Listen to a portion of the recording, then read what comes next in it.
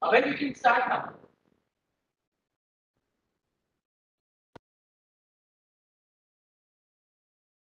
We can start now.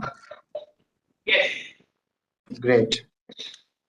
So, good morning, everyone, and a very warm welcome to all the participants as well as analysts for joining us today for this panel discussion.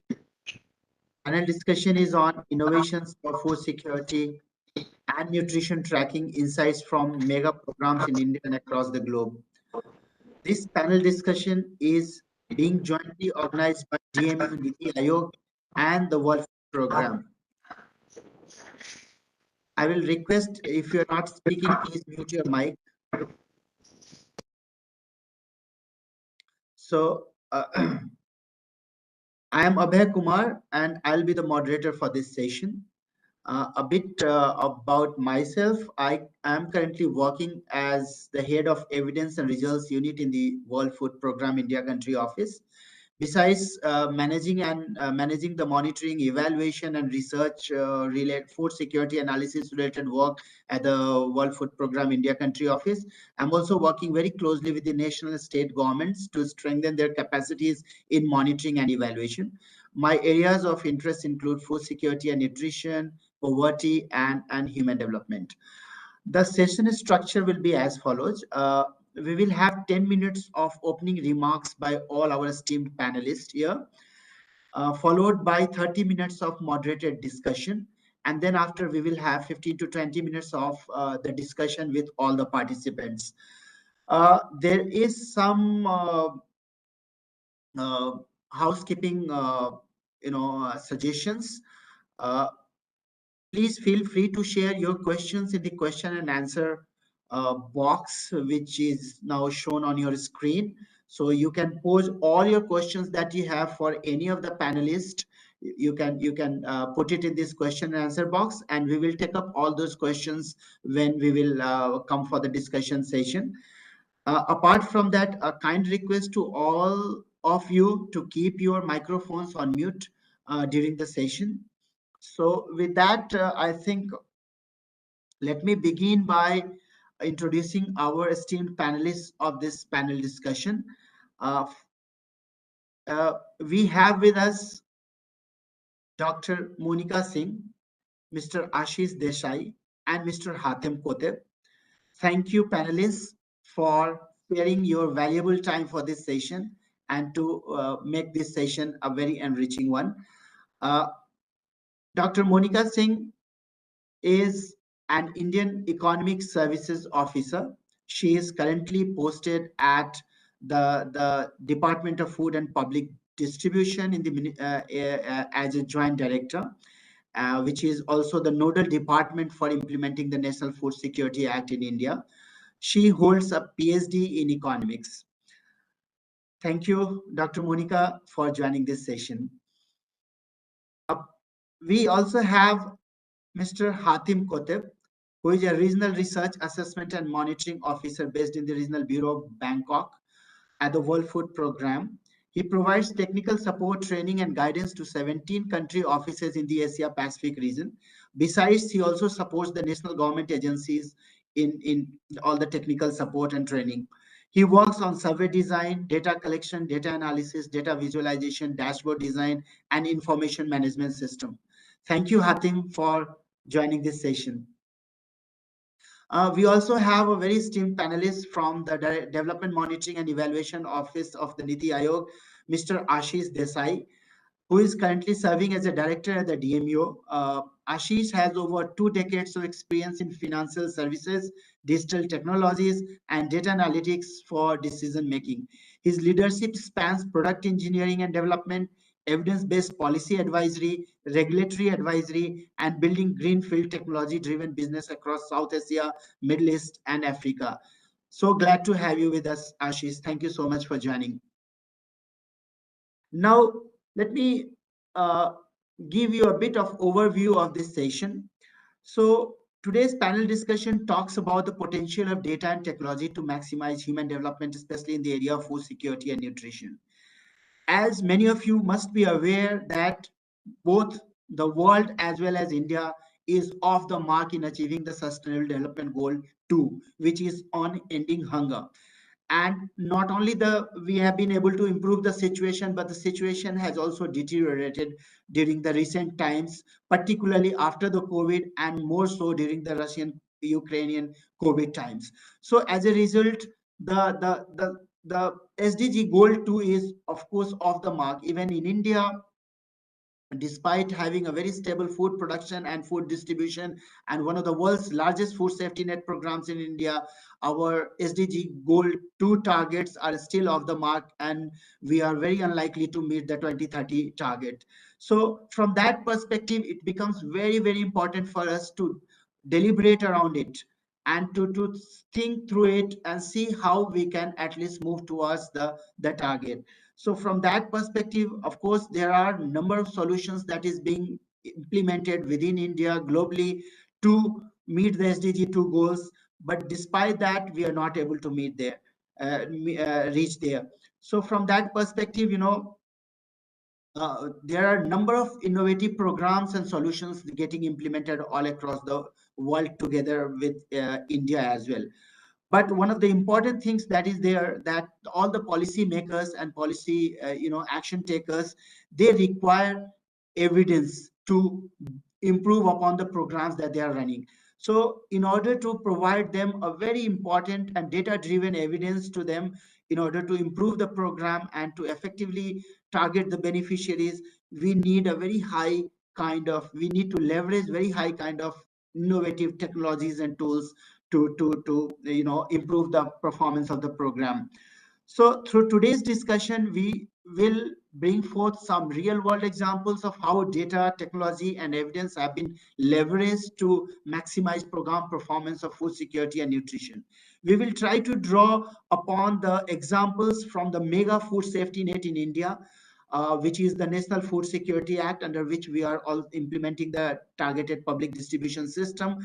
And then we will also learn from the World Food Programme's experience of implementing food security interventions across 80 countries in the world. So we will also try to listen to the cross-sectoral experiences from the private sector in leveraging data and technology solutions for better decision making. So for having the national, global, and private sector perspective, we have the three eminent panelists with us to discuss the issues in detail. So thank you, the panelists, and thank you all the participants who have been able to spare time to join this session. Now, without spending much time, I would like to invite our panelist, Dr. Monica Singh, to share her opening remarks for this session. Dr. Monica Singh, the floor is yours. Thank you, Abhay. Good morning, everyone. We can start our discussion on National Food Security Act first. The National Food Security Act has came into force from 5th of July 2013 onwards, and it was a paradigm shift from welfare-based approach of the Government of India on the food safety net to legal approach, which is legally entitling 83.35 crore people of this country to avail food grains at a very low rate, I can say a highly subsidized rate, that is 3 rupee per kg for rice, 2 rupee per kg for wheat, and 1 rupee per kg for coarse grains. So this is the highly subsidized food grain, which is legally binding on the Government of India, on the part of government, state governments also, to provide to their beneficiaries. The beneficiaries are identified by the state governments under two categories. There is one category which is called Antyodaya Anna Yojana beneficiaries. Basically, these AAY beneficiaries are poorest of the poor in the country, and they are governed by the guidelines of the central government scheme Antyodaya Anna Yojana, which was started in the year of 2000. The another category of the beneficiaries is called PHH, Priority Household Beneficiaries. So what is the difference between the two categories? The difference is AAY beneficiaries, Antyodaya Anna Yojana beneficiary receives 35 kilogram rice or wheat or coarse grain or the combination of this food grain per month to the whole family. It is family based It is household based, not per person. But under the category of PHH, priority household category, the members of each and every family, whosoever is the member in the family, they may be 5, they may be 6, they may be 7, they may be 2 even, they may be 1 even, they will get 5 kilogram food grain per person per month under this category. So there are 2 categories under this National Food Security Act 2013, and the entitlement is 35 kilogram for AAY beneficiaries and 5 kilogram per person per month for PHH beneficiaries. And the rate is 3 rupee, 2 rupee, 1 rupee for rice, wheat and coarse grain, which is highly subsidized. Basically, the entire burden is borne by the government of India only, and only this 3 to 1 rupee is being charged from the beneficiaries. Now, if we come to the existing system, what is the existing system to monitor the distribution and supply of food grains to the beneficiaries under NFSA or the TPDs? Basically, TPDs is the system under which this act is, the provisions of the act are ensured by this TPDS system, targeted public distribution system. Because act has some particular rules and regulations, the system ensures that the rules and regulations are being implemented in the field as they are prescribed by in the act. There is one more I would like to mention here, the TPDS control order. Basically, the control order also mentions about the many provisions which are governed by the Essential Commodity Act. It is derived from that act, but these 2 acts are helping beneficiaries to get their entitlement, which is legally binding on the part of Government of India and state governments. So regarding this, how do we ensure on the food grain to the beneficiaries using IT based solutions? So I can say that there are many systems Government of India is using right now. Regarding, first of all, we can start from procurement, because first of all, the procurement is done of the food grains, then it is taken to the storage system, which is quite scientific, and then storage till distribution, the system goes on to the beneficiaries. So for procurement, Government of India lift the food grains from the farmers through mandis, but there are many computers are there are many online systems through which the details of beneficiaries have been kept. The details are kept under those channels, and the details of the stock of procurement, the details of the need of the need of the Government of India as the buffer stock. Basically, first of all, government has to decide that how much buffer stock we need to maintain for that particular year. Then we see that how much food grain has to be distributed for these 81.35 crore beneficiaries of our country. So like this, Government of India has created many database systems. Basically, regional area managers, who are the FCI managers in the region, they provide in the data to the state government, and then state government to Government of India. The data is fetched automatically through IT based systems, and it is uploaded on IISFM platform, which is IT information system of food grain management. There is another portal, I can say, you can search through this portal also, the NFSA portal. NFSA portal ensures that the whole detail of procurement, allocation and distribution of food grain is available on this portal. So basically, the FCI, which is the country's biggest corporation involved in the procurement of food grains, which has its online depot system for capturing real-time data of all the operations of FCI. Like this, Central Warehouse Corporation, which is involved in the storage of the food grains which has been procured by the FCI. The FCI godowns and Central Warehouse Corporation godowns are completely online nowadays. They have their own systems, even they have their own financial systems also for paying the salaries, for paying the transactions they used to do with the states. That is also online. Now, next, I would like to say that regarding the distribution of food grains to the beneficiaries, this is also real-time basis, because we have a Anna Vitran portal, which is on the NFSA portal only. The Anna Vitran portal has all the details of transactions being done in the field on real-time basis. If a beneficiary goes to the field, goes to the fair price shop and demands his food grains, so he has to put on his biometric details on the EPOS machine. I'll discuss what is the EPOS machine, and they need to punch their metric on that machine, and their transaction will be recorded in that machine. That machine is connected with the state servers. The machine and the state portals are connected with the central government portals. Like this, the whole information from fair price shop, which is at the ground level, zero ground level reporting, I can say, is done directly to the Government of India central repository through this IT based system. EPOS machine basically is a feature which every FairPrice shop has to keep on its shop. The beneficiaries will come, they will put their fingers, their iris is scanned, their iris may be scanned. If the fingers are not working, their biometric details are not working, and their transaction will be captured. They may do online payments also nowadays. Some FairPrice shops have these facilities also. And Government of India is working on the reforms in this direction continuously. Basically, the reforms are mentioned in the section 12 of this National Food Security Act, under which FPSs, fair price shops, have to be automated. There should not be any fair price shop which is not automated. Then the whole supply chain, from procurement till FPS shop, the whole supply chain has been made IT based. The gate pass, the trucks which are used for carrying the food grains, they are GPS enabled. Their monitoring is done online. There are some apps working.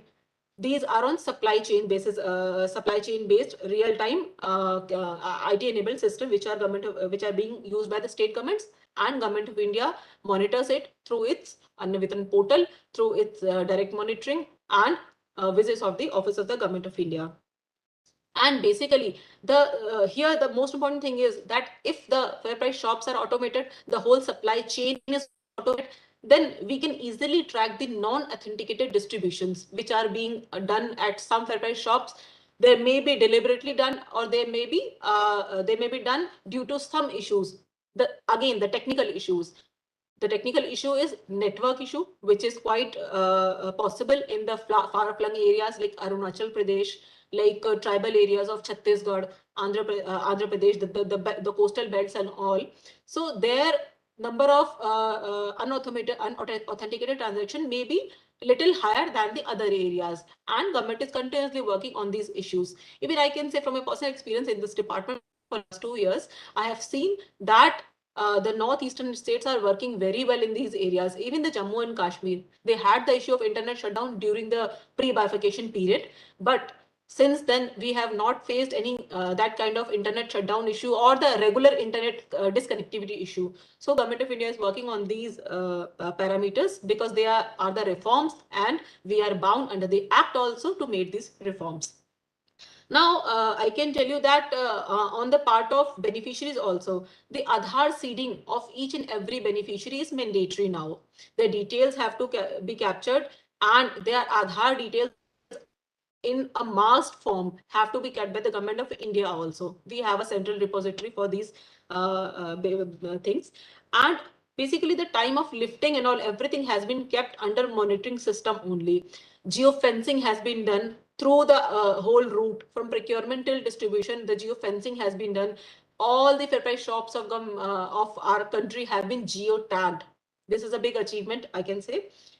And if we talk about from this beneficiary point of view, Government of India has established toll-free number, which is 1967 for all over the country, and the state governments have their own helpline systems also, which are starting from 1800 series and all.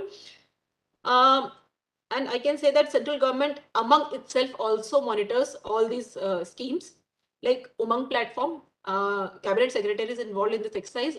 On the Umang platform, we are providing that how many our services are online. Basically, there are 3 DBT union territories also, because in these 3 union territories, the funds used to go through cash mode, not to the physical supply of food grains to the beneficiaries. So Government of India's other higher authorities are also tracking the system of this department, how robust our systems are. And I can tell you that the ONORC, One Nation, One Ration Card, which is I can say which is a big IT innovation in this area of food grain distribution. What is this ONORC?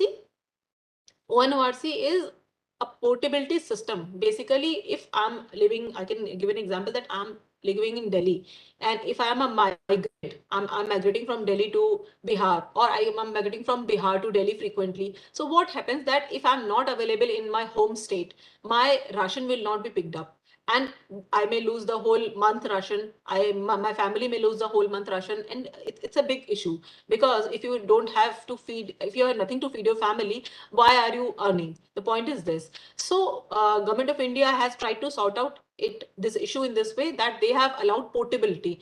If you are going to some other state from your home state, you can avail your ration there only. And not to this point, we are stopping ourselves that there only. You can go to any fair price shop nearby you, and you can avail your ration there. And you have just to ensure that you are carrying your biometric yourself. That means your thumb impression should be there. You are carrying yourself there. You just go and tell your Aadhaar number. You just put your fingers and or iris scanner there, and you will receive your ration there in that state only. And it is not up to this level only. We have ensured that if half of the family is there left in the home state, and if even one person has been moved and maximum family members are still living in their home state, then we will ensure that home state gives them ration as per their need there, and one person can avail ration for his or her own need there in the migrating state. So this is a biggest achievement of Government of India. Even we have, our department has got PM Excellence Award also for this innovation in this area, food grain security, basically. And I can say that Mera Ration app is another significant achievement of Government of India. We have created this app. Under this app, each and every beneficiary can download this app and check the nearby FPSs, shops available, the availability of food is also, the name of the dealers and all. The details basically are there, are available on this app. They can open this app, they can register themselves, and they can avail the services online also. This basically helps beneficiaries a lot in saving his valuable time, because the poor people have crisis of time. They need to go to their workplace on time, because the salary may cut down if they are not going to their workplace on time. If they are spending half of the day to avail their ration and all, definitely they need to they will be deprived of their half day salary. So we have to ensure that the benefits are reaching to the beneficiaries on real time basis without wasting their time, and the quality should be ensured.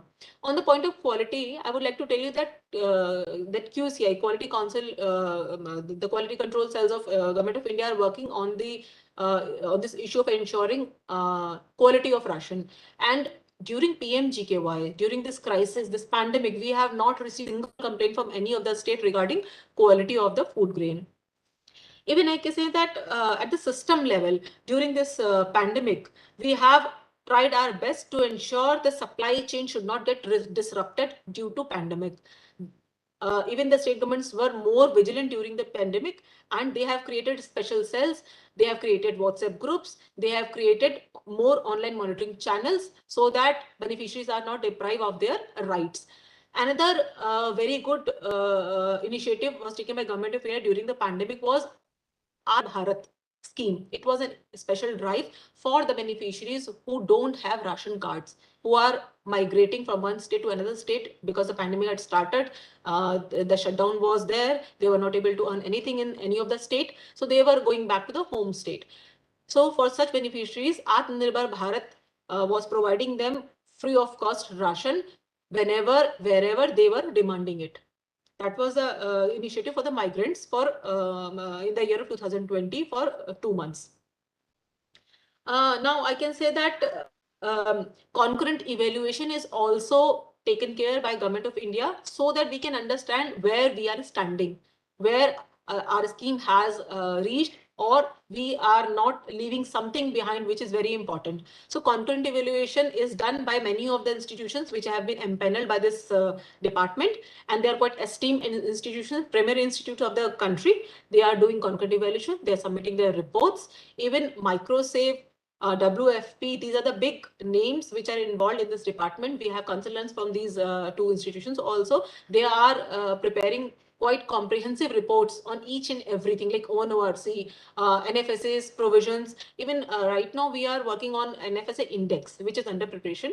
And under this index, we will provide rank to all the states on the basis of the provisions of the act, basically how they are able to implement the provisions or not. If they're able to completely or partially, they will be ranked on that basis. Second thing is the supply chain, basically the platform delivery. So we have provided some particular marks under that category also. And third thing is nutritional aspect, because we are now moving from food security to nutritional security. And I would like to mention here that under the act only, there's a schedule which is called Schedule 2. This Schedule 2 provides the norms for two of the schemes of Government of India, which is one is ICDS for pregnant and lactating women, and second is MDM, which is for the school children, which under which midday meal is provided to them free of cost during their lunch. So under these two schemes, the ration has been allocated through Government of India's this department only. Under that Schedule 2, under NFSA, we need to decide the calorie intake, the protein intake, whatever will be the norms for the children or the lactating mothers for the two schemes. So right now we are working on these aspects also with the help of Ministry of WCD. There's a proper committee formed for all that changes, and NIN, which is a proper institution, the institution which works in the area of nutrition only. We all are working on these aspects. And this nutritional aspect, for this nutritional aspect, there's another initiative of Government of India, which is rice fortification. There's a proper scheme of rice fortification now has been launched in this department. Earlier, this scheme was run as a pilot scheme, centrally sponsored scheme. Now it's a central sector scheme.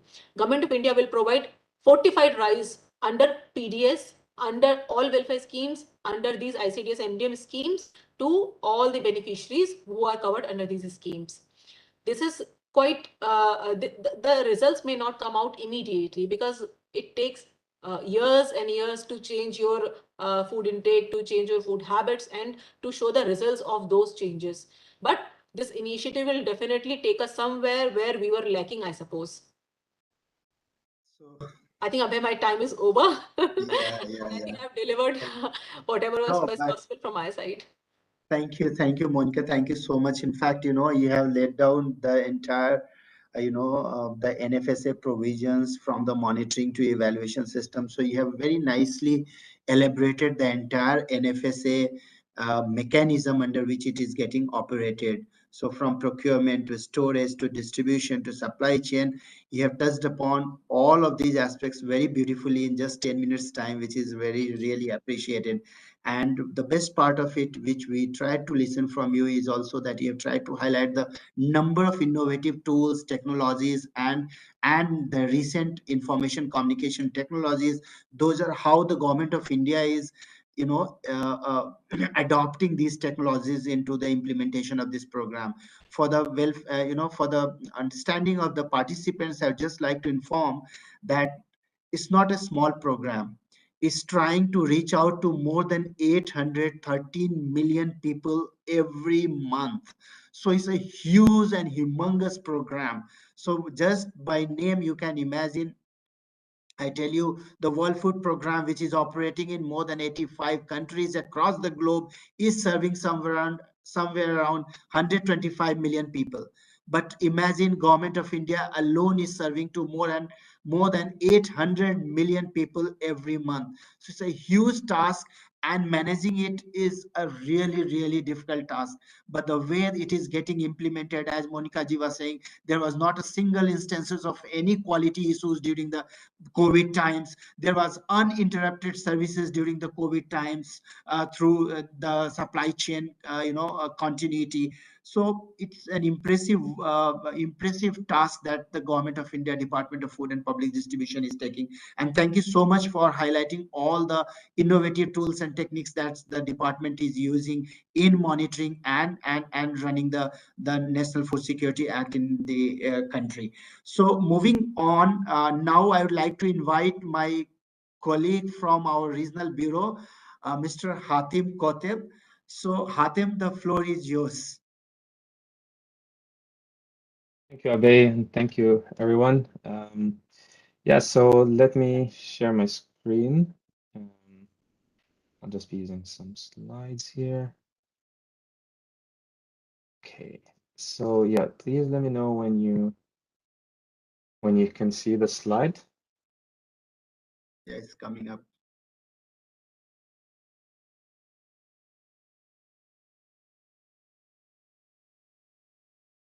Can you see it? Not yet. Try again.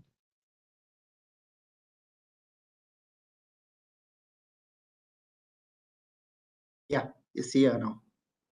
Okay, perfect. Yeah, so thanks. Yeah, I'm really happy to be part of the session, and so I would like to kind of walk you through a little bit of how we, at the World Food Program, we do food security monitoring across different operations and different country offices. So just to walk you through some of these examples of how this is implemented, particularly within the last couple of years when the COVID crisis has started. And so we try to look at different components to be able to inform, stakeholders and governments about food security. And so one key component, obviously, we look at is the food security indicators and analysis, which is, one of the core areas that we work with. But we also try to look closely at different elements, so like looking at the market prices and functionalities, and how that impacts food security, and then also kind of closing the loop on our implementation as well, and looking at the quality of our programs, and how also the affected population or beneficiaries are receiving kind of these services. And so regardless of the component or the system or the platform kind of that we're working with, we basically try to focus that these platforms are robust in the sense of, the methodologies and the indicators are informative, but at the same time, they can be reproducible and scaled across different operations and country offices. And this is also something that, as Abe mentioned, working at a large scale of different operations and country offices, this is definitely one of the key challenges.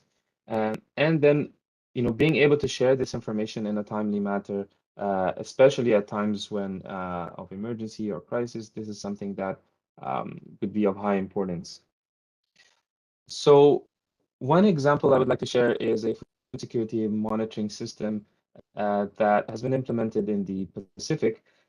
So at the moment, this is running in 5 countries. And the idea is that we collect information on food security, livelihoods, and other key areas using the CATI or the computer-aided telephone interviews. And, using this kind of methodology, we are able to collect data on, from kind of national households throughout these different countries, and we built a system that basically streamlines the data that comes in from these different countries, and processes and analyzes this data, and then presents us in this near real-time dashboards that are then utilized by our stakeholders, such as Ministry of Agriculture, Department of Social Welfare. And so, many stakeholders have been using or referring to this as kind of a key go-to point with regards to looking at food security in that region in particular. And so, yeah, as I mentioned, we have tried to utilize, different tools and technologies to kind of streamline this process and minimize any sort of redundancies in the work that we could do, and to basically to facilitate and to speed up the time from when the data is collected up to when the information is shared. And so this process is streamlined, as I mentioned, through the 5 countries in the Pacific, and is also being scaled up at the moment.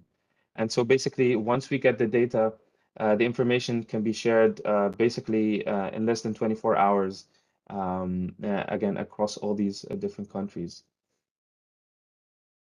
Another similar example is also in Papua New Guinea, when there was a need also for immediate information, again on food security, and that was after an earthquake that has happened. And in this case, we also utilized the CATI methodology to collect data, household data on food security, but also on market access, on water supply, on basically different key elements. And then again, by sharing and visualizing this data in near real time, this has been very, very useful for the public sector and the stakeholders.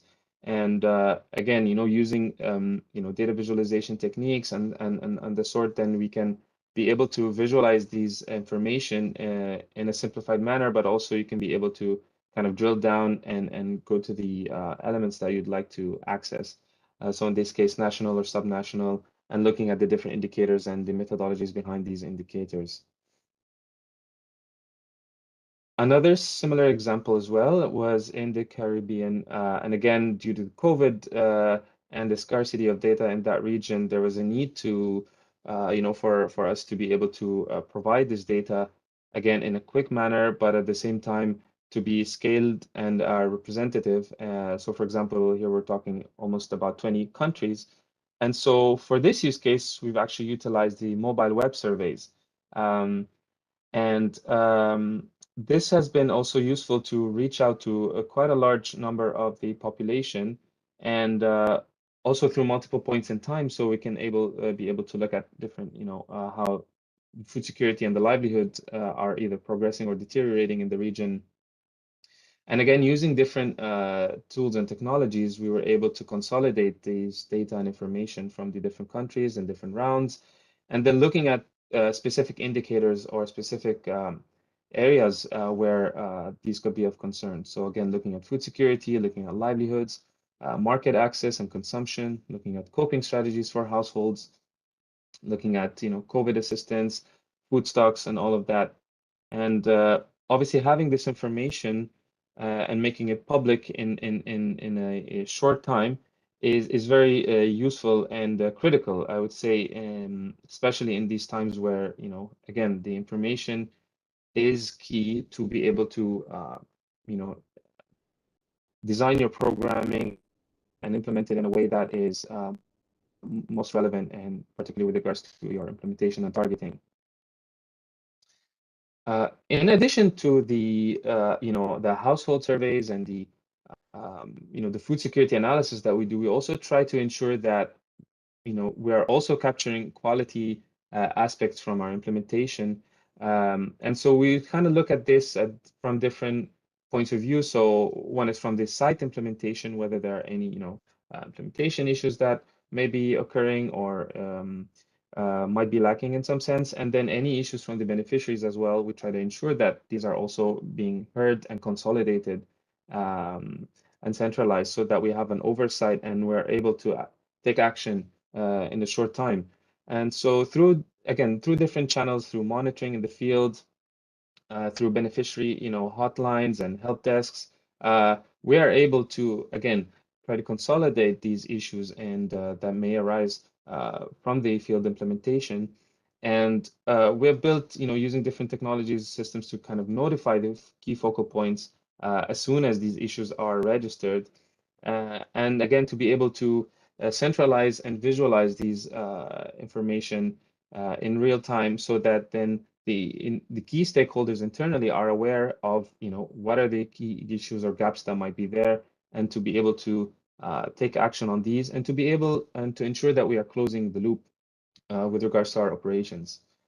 And at this stage, we're trying to work more on kind of standardizing these processes across different country offices. And as I mentioned, this is maybe one of the challenges, is how do we build a system that can be scaled across these different operations with the different complexities of the type of operations that we have. But yeah, here I'm just sharing a couple of examples from Myanmar and from Cox's Bazar, where we look at different cases that are being received, and what are the sources of these cases, and where and where how we can improve these kind of issues that might be being reported on time. Another key aspect, again, and obviously this is very closely linked to food security monitoring, looking at market prices and market functionality, and this is something that we're trying to even focus more on recently, since that obviously impacts a lot of the key elements on food security. So again, due to the scale and the large number of data that's being collected, globally across WFP, whether it's on market prices or market functionality or market assessments, we've built this engine that basically streamlines the data that comes in from different country offices and processes these data and centralizes it in a database. And we have a script that runs every day and basically visualizes this data again in near real time through APIs and through different tools. So basically, we are able to visualize and represent data on different key elements, for example, in this case, on markets. So we look at availability of commodities, resilience, we look at competition, we look at different elements on the national level and the subnational level through different public dashboards that we have. And this, again, is very useful to understand, how the situation is in the different parts of the country, and therefore that could have a big impact on how the programming is implemented. Because again, by understanding that situation, then you can be able to program your distributions and your transfer values and so forth. And yeah, as a last example, I would also like to talk about Hunger Map, which is basically kind of overlaying different elements and different data points from what we collect. So from the real-time CATI monitoring that I've mentioned earlier, and then overlaying this with machine learning models to try to produce food security estimates, and then overlaying also other data points through conflict, hazards, macroeconomic indicators, and then to basically try to overlay all these data points on a global map, but at the same time, you can kind of zoom in at a particular country and have an understanding of, what are the key drivers of food insecurity that could be in this particular area region. And again, as I mentioned, overlaying other key information, for example, looking at COVID cases, looking at macroeconomic indicators, and then obviously the key element is looking at the food security and nutrition estimates, of course, trends and predicted estimates in that particular region. And yeah, so this is basically kind of trying to put all the different elements together and consolidating what we have in the country offices where we have these remote LTAs set up so that we can have this data provided almost on a daily basis. And so, yeah, this is basically another example of one of the tools that we have that I'd like to share. Thank you. And yeah, with that, I would like to end it. Thank you so much, Abhay. Thank you, Hatim. Thank you so much. Thank you so much for sharing the World Food Programs, the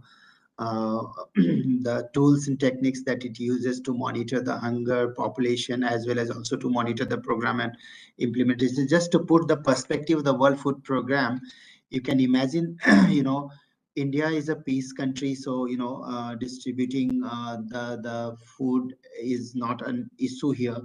But the World Food Program, wherever it operates into a very difficult zones, very difficult areas. For instance, in Afghanistan war, when the entire country was being fled by everyone, World Food Program was the agency who stayed and delivered. Similarly, in Ukraine and Russian war, the World Food Program is an agency which has to stay there and deliver the food. So the perspective, the context under which the World Food Program works is a kind of emergency situation, disaster situation, conflict situation, war situation, and it has to draw the data of the hungry population, and also to ensure that the monitoring of its supplies and all. So it has a huge burden, huge task, and therefore without leveraging on the technologies and tools, it's not possible to monitor the food security. So thank you, Hatim, for putting all the newer ways by which World Food Program is trying to monitor the food security in the different parts of the world. Now moving on, now may I now request Mr. Ashish Desai to present his opening remarks on innovations for monitoring food security and nutrition, especially from private sector lens. So, Ashish, the floor is yours, and I'll request maybe Hatim if you can put your mic on mute. Thank you, Abhay. Thanks, my co-panelists, for interesting insights. Uh, Interestingly, when we talk about looking at data and we speak about having data as from an analytics and positivistic research perspective, but I think it is important to make more sense of what the data is, to have epistemological research as well as to understand why so, and that helps in bringing designing appropriate solutions, not for just food distributions but on type of food as well as the mechanics through which we will be distributing the food.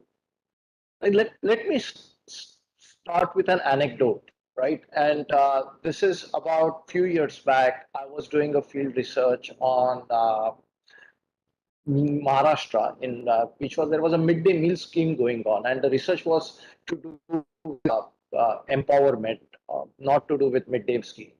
And I saw during the midday meal scheme in the village school, we had few students who would come for the midday meal schemes, and after when the meal was served, they would take the plates and go, and the school was like practically shut for like a couple of hours. And the idea of having midday meal was that more people get enrolled into the school as well, and the kids get nutrition. But why would the school allow somebody to go out for 2 hours? On deeper inquiry, realized that those kids were taking the food to go and share it with some people back home.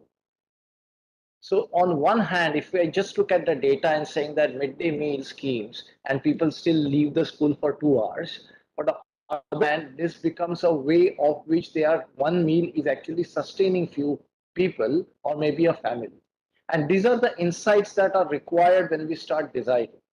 It is the difference between, for some sectors, it would be what all do I eat? And for some sectors, it is what do I eat? And that word all makes a difference.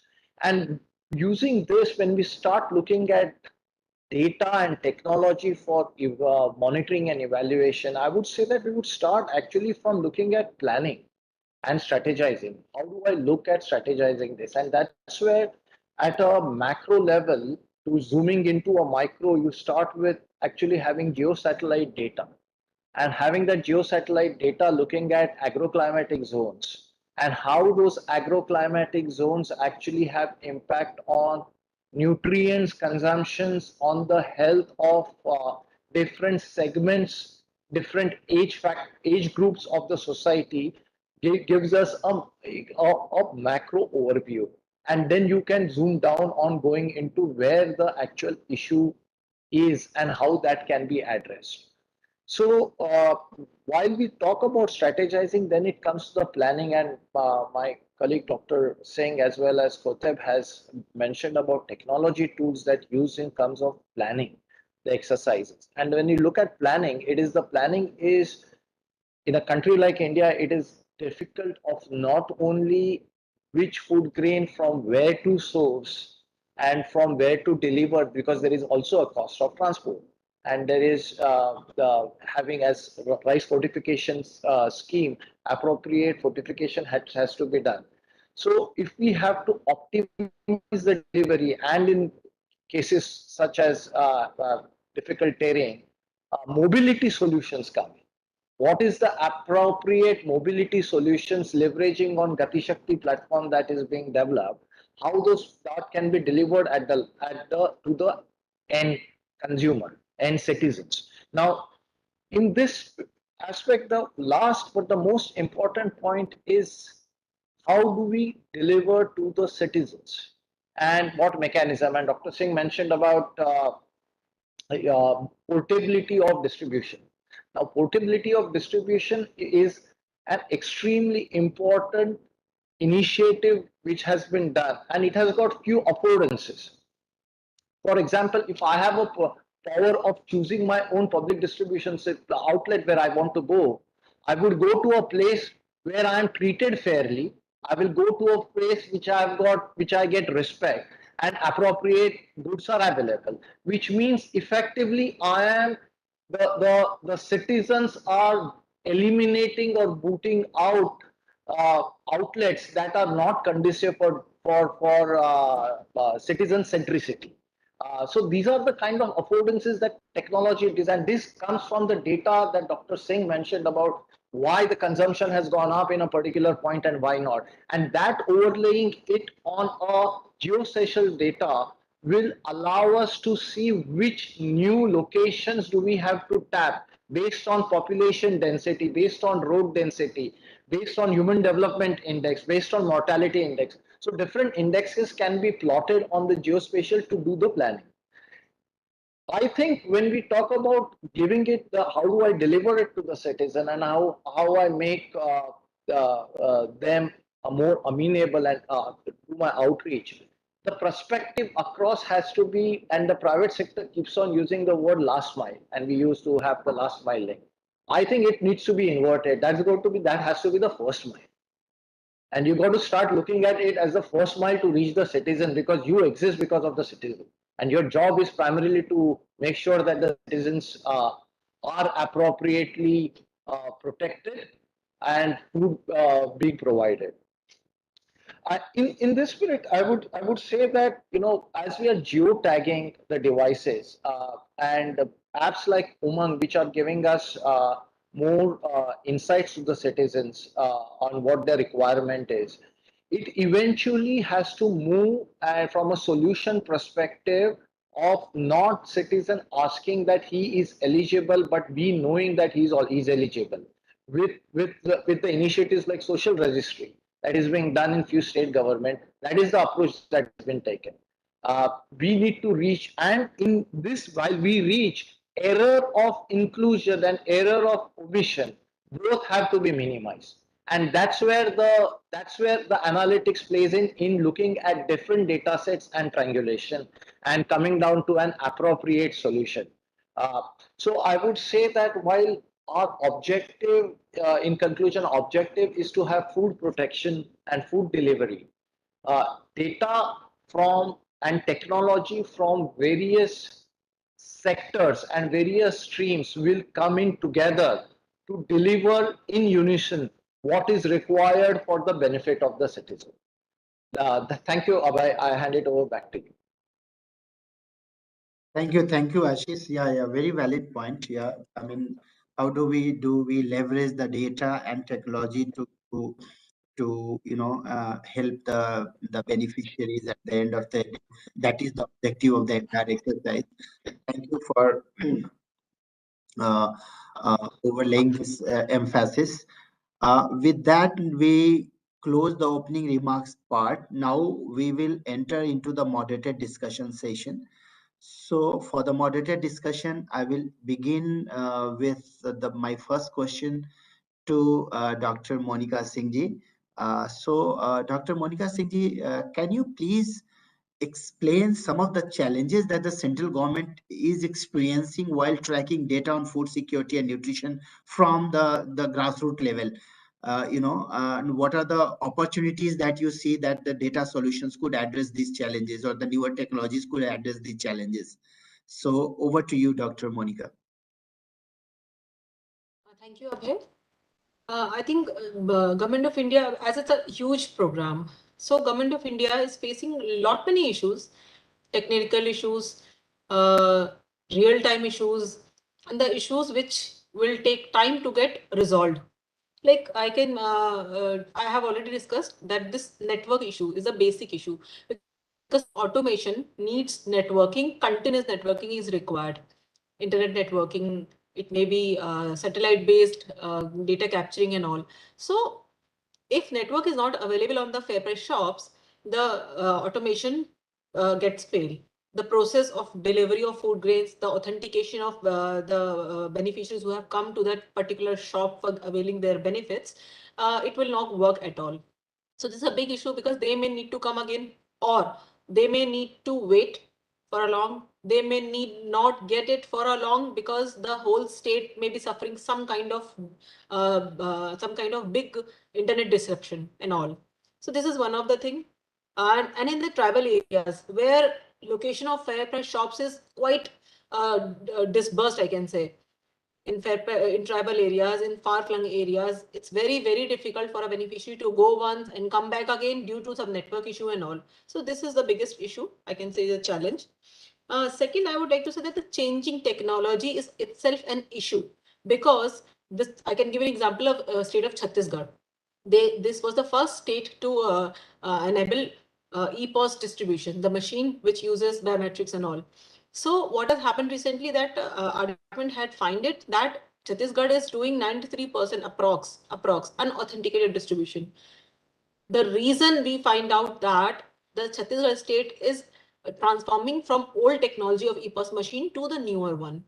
So this transformation whenever this transformation takes place, it disturbs the whole system.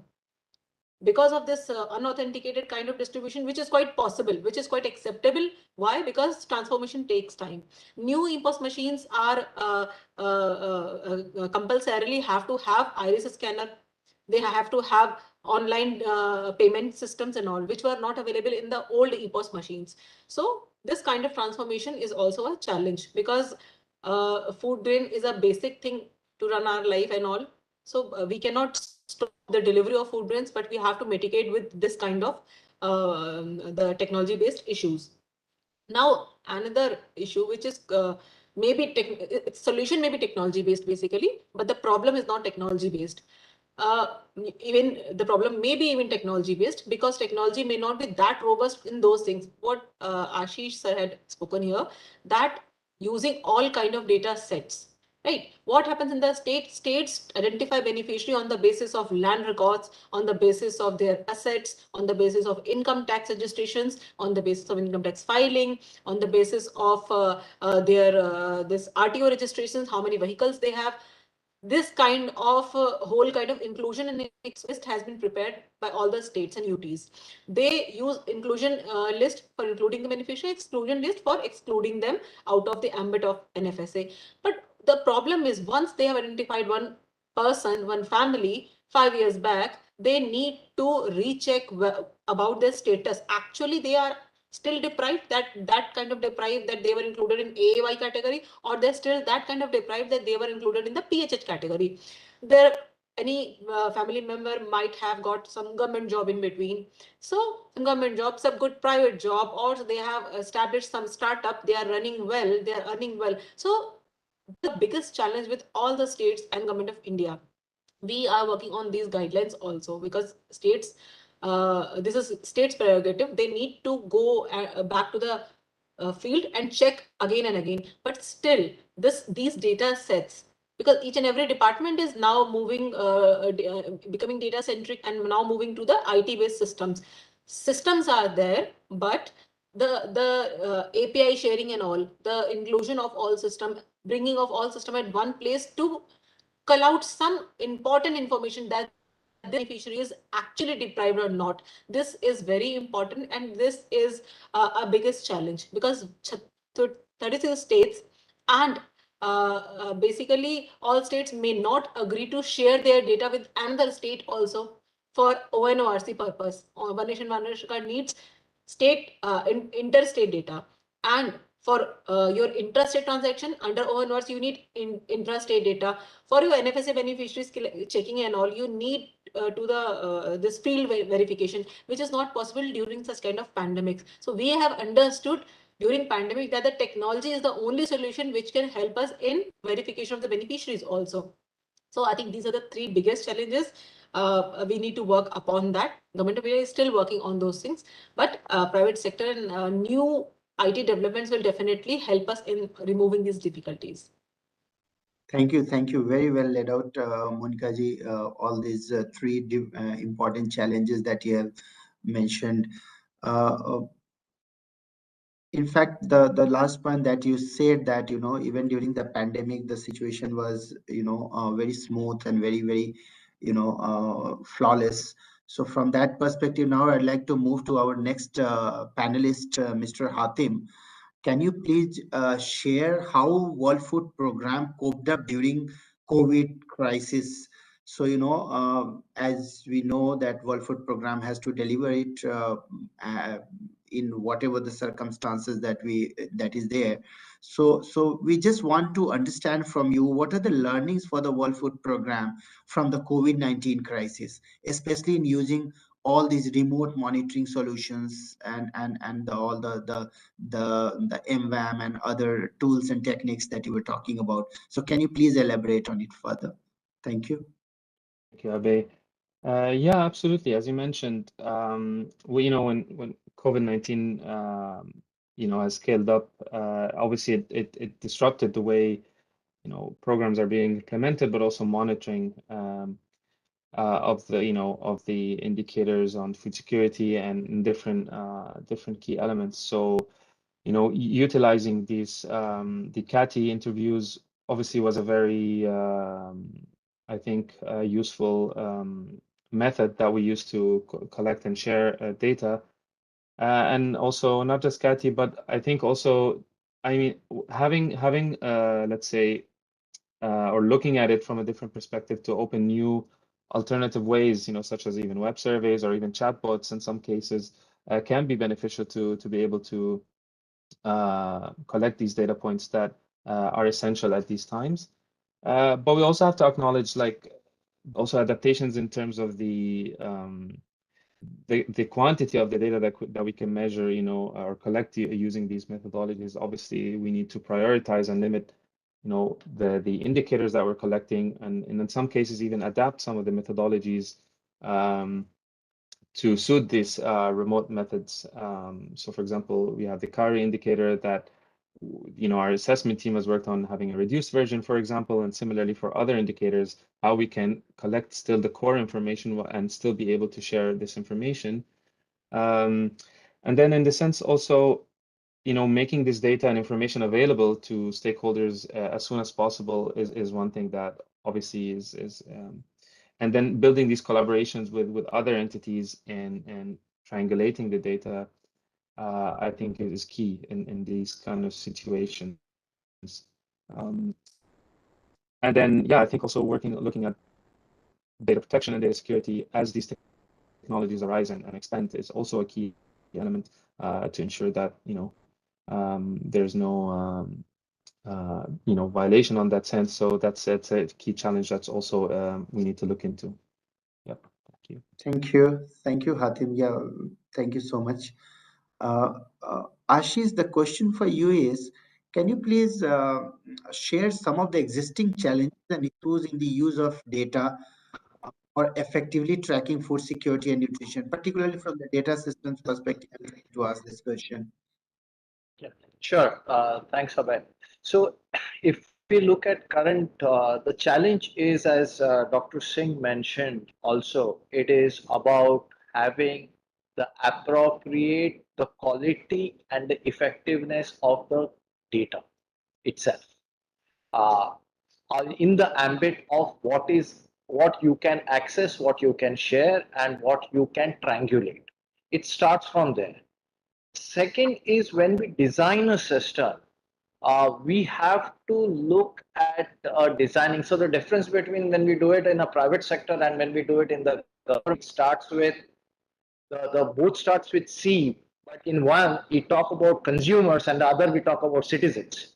And that's a fundamental difference. When we start talking about the citizens, we have to design a system where N is equal to 1 and R is equal to G, which means it is for one individual and is scalable to the whole region. So we cannot be saying that the system is available ifs and buts. It has to be designed where it reaches each individual citizen, irrespective of where he is and what socio-economic status he is.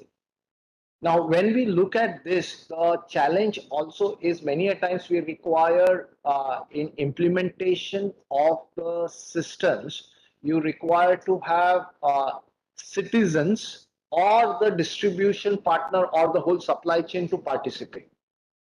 We can design the system and that would we can provide the resources. but the agency required to use the resources, the capability required to use the resources. And as Dr. Singh was mentioning, that transformation itself takes a while.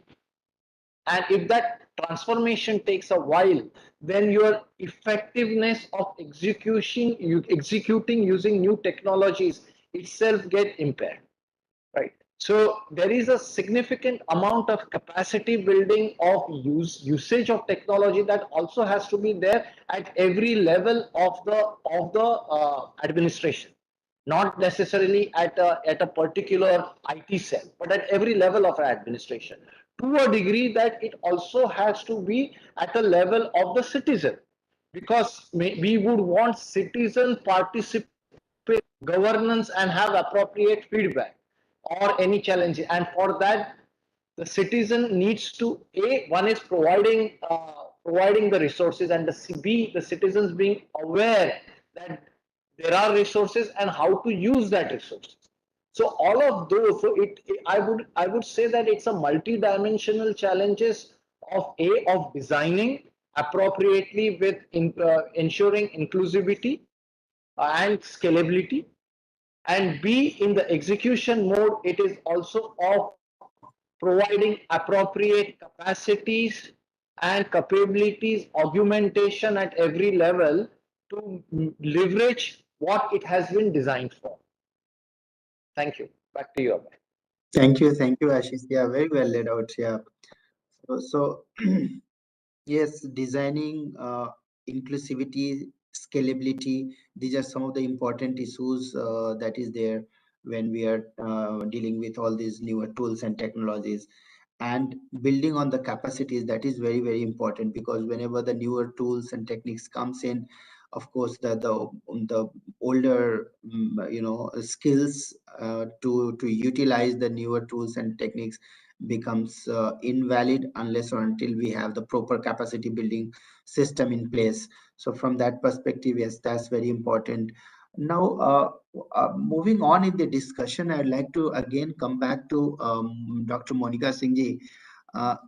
Monica ji, we have been discussing about the supply side issues, supply side challenges, and the supply side innovative practices. Now, I would like to turn a bit on the demand side. So, can you please share some of the good practices, case studies emerging from the central and state governments' experiences in using data to track food security among the beneficiaries from a demand perspective?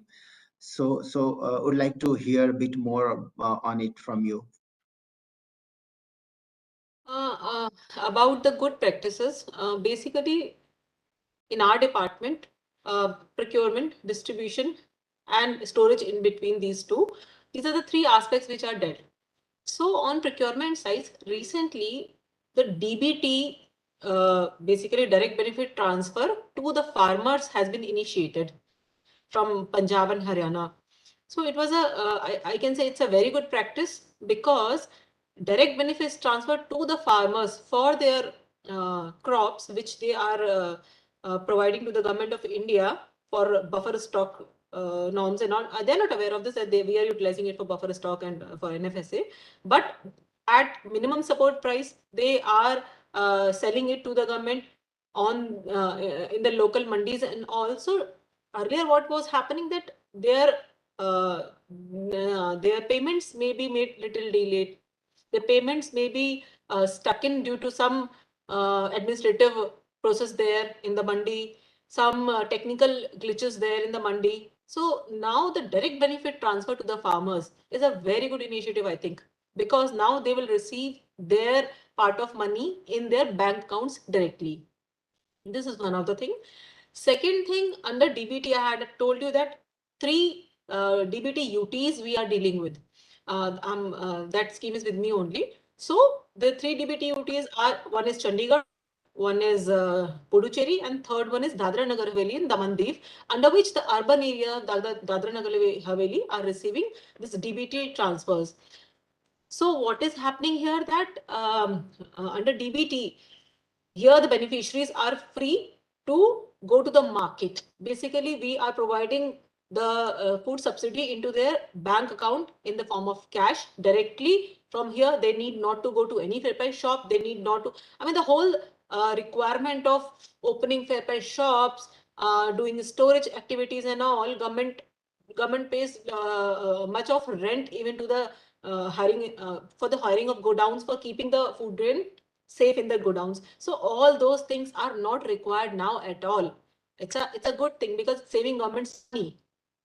And beneficiary is also not being bothered to come to the fair price shop, waste his time, and the pain of taking home ration, because now 5 kg ration was given under beneficiary and the NFSA, and during pandemic we were giving 5 kg more additional free of cost ration to all the NFSA beneficiaries as Pradhan Mantri Garib Kalyan Anna Yojana. It was an additional feature during COVID only, which is still continuing till September 2020 as of now, as declared by the Government of India.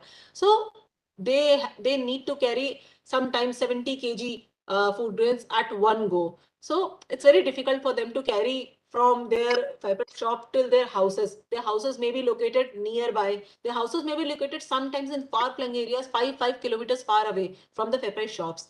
So such kind of direct benefit transfer initiatives, the money will directly go to their bank account, and they just need to go to the bank, to the local ATM, or they can avail the benefits of this CSCs, basically the supply, the citizen-centric centers. There they can go and avail their benefits. And fourthly, the banking system has provided this BCs, banking correspondence concept. So banking correspondent can go their home directly and they can fetch their money using their ATM cards and all there. So there are a lot many benefits of this system also. So I can say it is a good practice which we will try to replicate in other states also.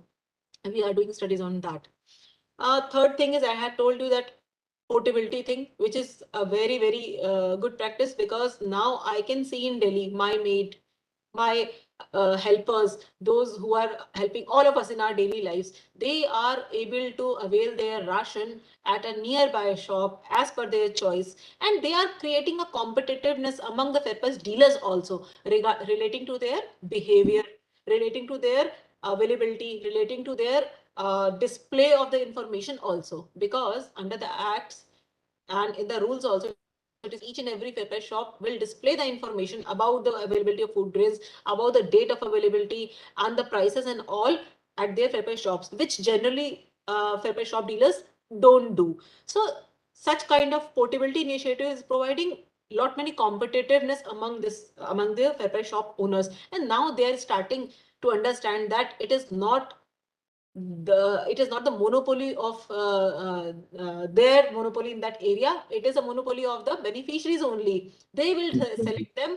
And what happens, because if there's a less crowd on the particular fair price shop due to their bad behavior and all, and if someone else is fetching their beneficiary to that shop, so margin we used to pay to the fair price dealers, Government of India pays to the fair price dealers also. There's a particular scheme for that, and we share a particular funding pattern in that scheme. So these fair price dealers will not get that much of margin money if they will lose their consumers, that is the beneficiaries under this NFSA. So Very it's a well. of this scheme. So I think these are the good practices our department is running. It's over to you now. Very well noted. Very well noted, Monica ji. I mean, these are very innovative, practices that has begun, and it has indeed, led to a kind of competition among the fair price shops. Thank you, Monica ji. Moving on, Hatim, can I come to you? I know you have been involved into the capacity building of the WFP staff across the Asia Pacific region, in using and in utilizing the data and innovative tools and techniques. Can you please tell us what are the essential organizational capacities that are required to sustain the use of such data technologies, with examples from WFP operations or the different countries? Thank you, Abhay. Yeah, so obviously working, or trying to scale some of these tools, for example, in our case, across, many country offices becomes a challenge. And so I think one of the key elements is to kind of build this data ontology and data governance, let's say, streamline or framework, so that, you know, again, all these methodologies and tools can be reused and reproducible within the same operation and across other operations as well, and to minimize kind of the any kind of redundancies or discrepancies that may occur. I think also, you know, kind of leveraging on all the open source kind of technologies that are there and building the internal capacity to work with these, you know, data engineering pipelines, data science, data visualization, because, you know, also sharing these kind of, as I mentioned, information in a timely manner is also a key element, and also visualizing and representing that in a way that is easily digested by stakeholders. So a lot of capacity building goes into this kind of section. And you know, sometimes it's you know, trial and error. Country office kind of thinks of a solution, and then we can see how do we scale that, how do we incorporate it in our platforms, and therefore, you know, as you know, we're trying to also develop these platforms to streamline, like Survey Designer, for example, streamlining the surveys that we conduct within WFP. And I think also, you know, making sure that also, you know, that the loop is closed with regards to any, you know, discrepancies that we may have with regards to, you know, beneficiary feedback or things like this. So making it a priority to ensure that, you know, any issues that arise are actually go to the right person and are closed at the same level, and then having the transparency to share this information across the board, I think is really important, and it's something that we're trying to work on now to make sure that, you know, all these issues or anything that may arise is out there and acted upon in a timely manner. Over to you, Abhay. Thank you. Thank you, Hatim. Yeah, very nice. So coming to the last question of this moderated discussion to Ashish. In fact, we have very beautiful some of the questions that's coming from the participants as well, which we want to take up. So Ashish, please quickly and briefly discuss about some of the, you have a very long experience of working with the private sector, and so the question is like, what are some cross-sectoral learning which can be explored or experimented to strengthen India's National Food Safety Net program? Can you throw some light over there? Yeah, thanks, Abhay. If we look at the cross-sectoral, and the idea of using technology and data is to learn cross-sectorial impacts. For us, as if you look top down, rather, we would have schemes. But for the end citizen, it is doesn't matter is this called scheme A or scheme B. It is about the benefit that the person gets, and there is kind of a correlation that the person looks at when he or she looks at the benefits that's come to it. So one of the things that one can actually look at is what's happened in the financial services sector. And in the financial services sector, leveraging on business correspondent route, leveraging on technology, the last mile or the delivery of the service has been effectively digitized. A learning of that can be taken of sorts from that sector itself. Second one is, I would like to quote an example of of a milk production system, and then try to draw parallels about how that can be similar system can be leveraged for food safety. Now, in a classical milk, you have milk farmers who go to a milk distribution center and give the milk, and which goes to the dairy, and then it gets pasteurized and gets distributed. Now the farmers get paid on protein and fat and SNF. That is the on which the content of the milk is. So there's a company that developed a technology system that actually gives real-time information from the collection center as per each farmer, what has been the, how much he has in that milk deposited for the day, and what is the fat and protein of that milk. And based on that chart, the person gets money. Now the classical challenge over here is the money gets paid on a monthly basis, but the fodder is required on a daily basis. And that there is a gap, which means if the fodder does not go in, the farmer doesn't get money, and farmer doesn't get money, then there is he is not having enough resources to provide for his family, and then he has to depend on the programs that the government runs. Now, which means that the private sector or the MSME sector actually comes in, steps, looks at the data, and gives loans to effectively fill in the gap. Now, if we look at this system itself and say that we have to distribute milk, can I use this system data along with geolocations and malnourishment data to see how I can do the distribution of the milk? Where I'm coming from is, if I go to the shoemaker's theory of small is beautiful, I would rather focus on looking at how I can distribute within the region and how I can make local economy more sustainable using appropriate frameworks. And this is something that one can explore using data effectively. So right from satellite communications down to the first mile link of, you could use cross-sectoral learning. That's all from my side, Abhay. Back to you. Thank you, Ashish. Yeah, very well. I agreed to what you said. There are participants who have also posed questions for our panelists, and we need to look at those questions as well. So we'll spare some time for that.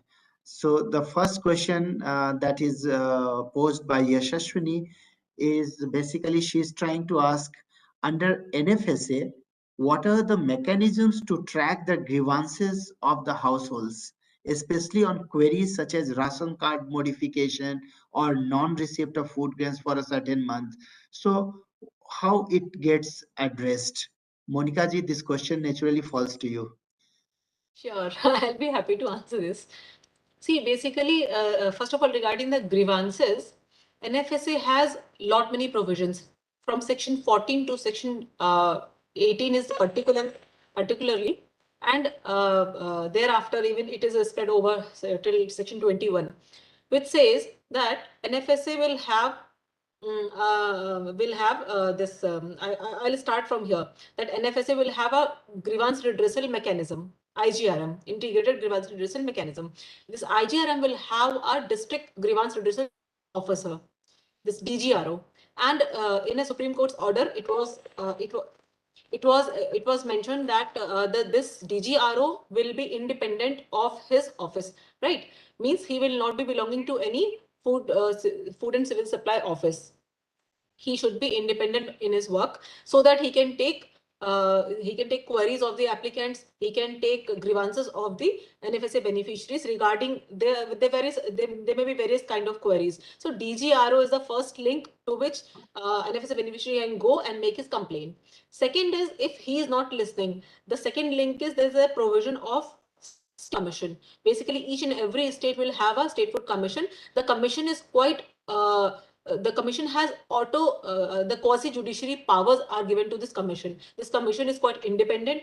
Every state will have an independent commission either, or will have a joint commission or a designated commission, because in small states it is very difficult for them to have a independent commission. So they can designate any other commission, like Public Information Commission can be can take on a work as a food this state food commission also.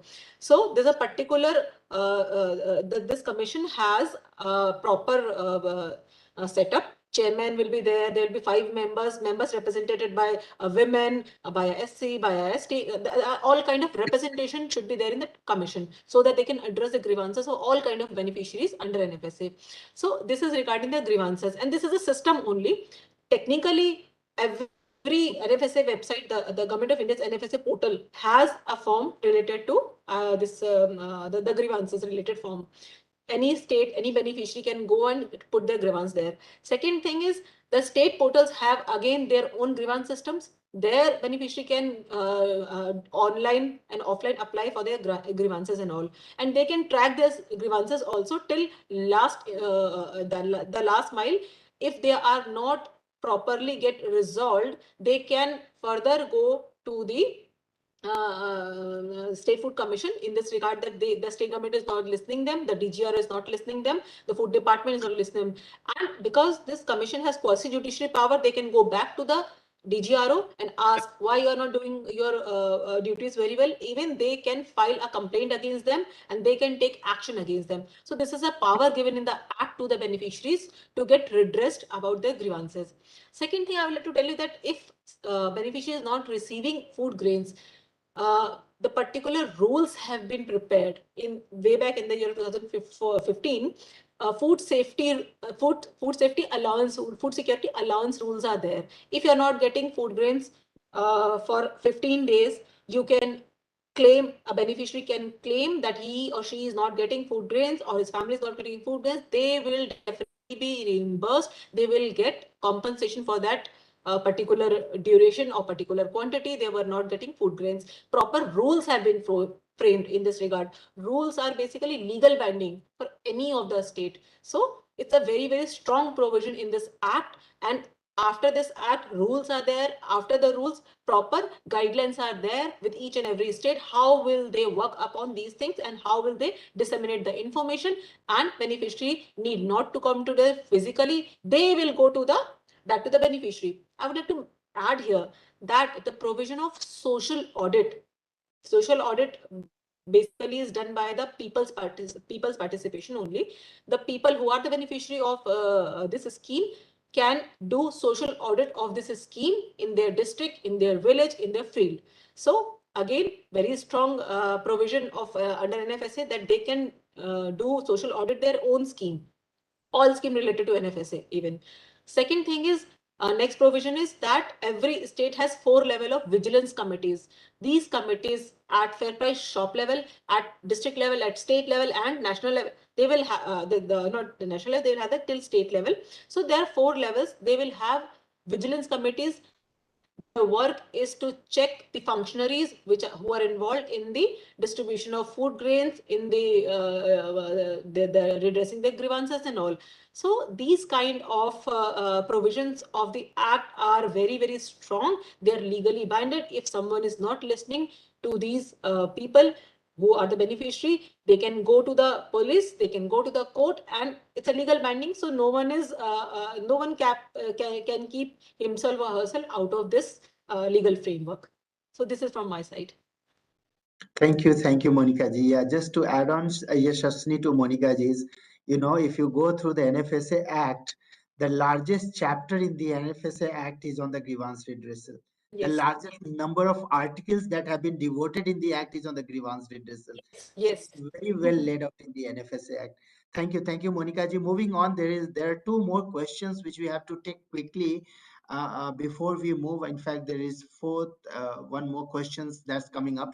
So we have only 3 minutes remaining, and we'll try to answer these questions quickly. So the next question is for you, Hatim.